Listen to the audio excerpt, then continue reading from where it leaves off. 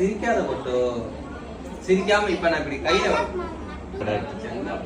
இங்க பாரு மாற்றம் பாரு. இங்க பாரு அம்மா போட்டோ அதேதான் போட்டோ. இது என்ன ராஜ நடையா? இங்க வா.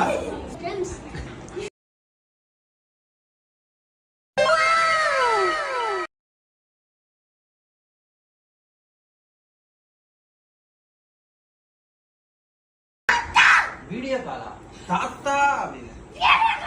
ஏய்